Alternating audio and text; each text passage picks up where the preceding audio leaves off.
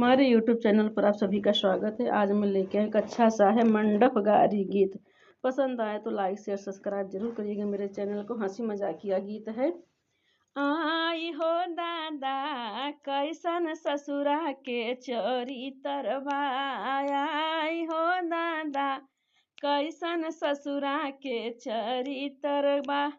गहना लियाइबा है उहो सारा पीतल बा, गहना लियाइबा है उहो सारा पीतल बा। आई हो दादा कैसन भसुरा के चरितरवा, आई हो दादा कैसन भसुरा के चरितरवा। एक दांत ऊपर बा है एक दांत भीतर बा, एक दांत ऊपर उनकर एक दांत भीतर बा।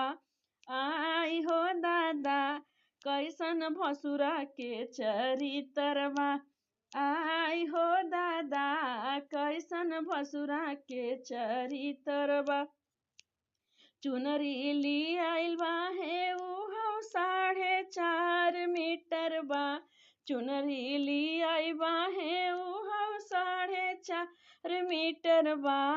आई हो दादा कैसन पियवा कैसन भसुरा के चरितरवा है, आई हो दादा कैसन भसुरा के चरितरवा। आई हो दादा कैसन देवरा के चरितरवा। एक आँख ऊपर ओकर एक आँख नीचे बा, एक आँख ऊपर ओकर एक आँख नीचे बा।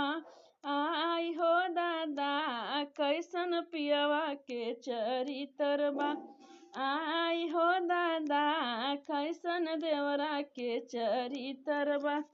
देवरा आई बाटै साला उहो सबसे लोफड़ बा, देवरा आई बा है साला उहो सबसे लोफड़ बा।